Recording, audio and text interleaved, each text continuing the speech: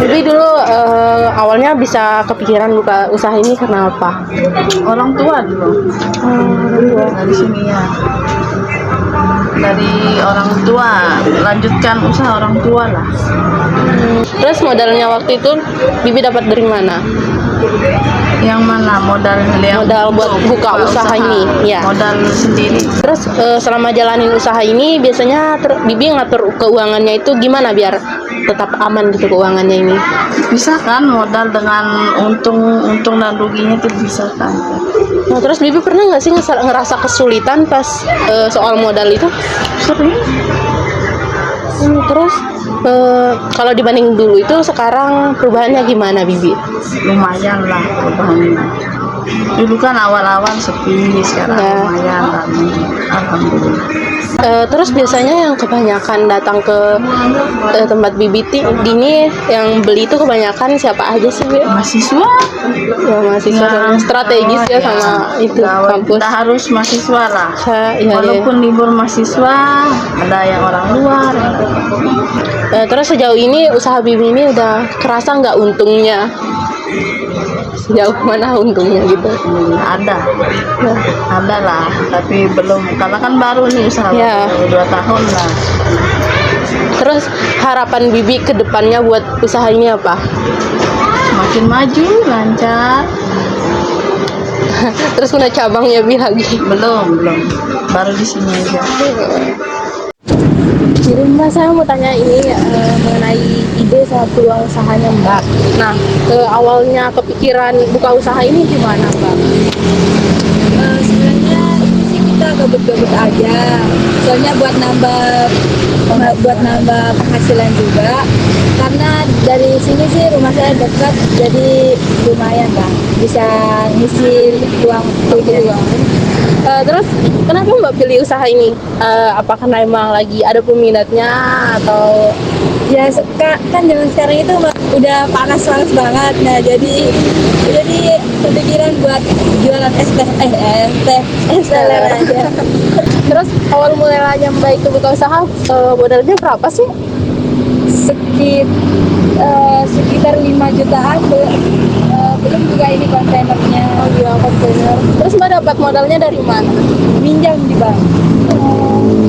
Terus langkah awal menurut Mbak yang paling penting dalam usaha ini gimana? Yang paling penting sih kita dapat penghasilan yang banyak, terus buat bisa jualan yang lain juga gitu, biar bisa nambah lagi. Mental juga kayaknya harus sih Mbak.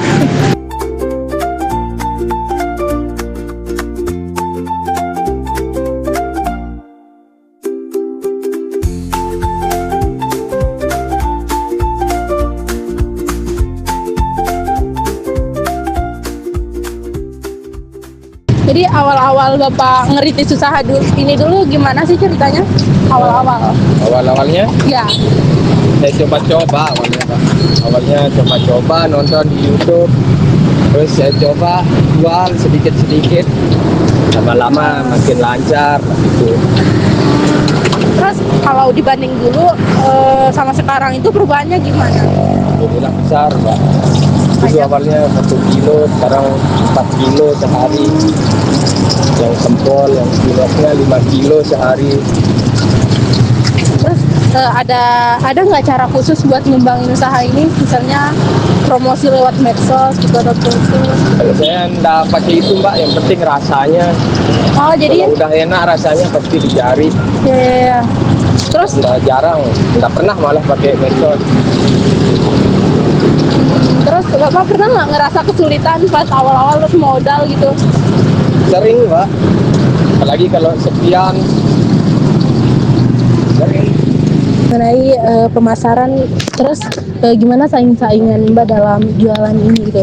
Jadi target pembelian Mbak itu siapa aja sih? Apakah anak muda, ke kalangan muda, kalangan tua, atau gimana Mbak? Mungkin semuanya beli ya, kalangan muda, tua, apalagi anak kecil. Oh, mesti nggak ada target-target gitu ya.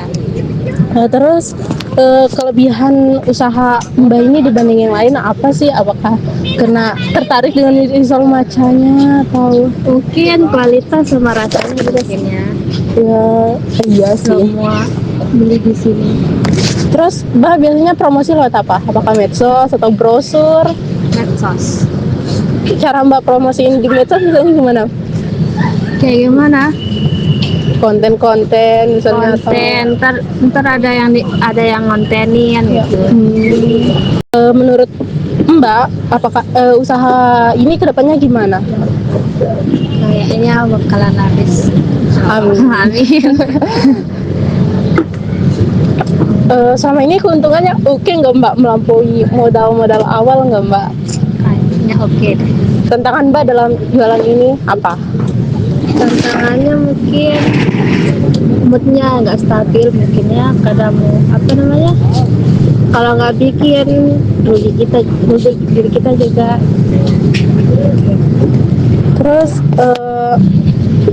menurut Mbak usaha ini layak nggak buat dikembangin ke depannya?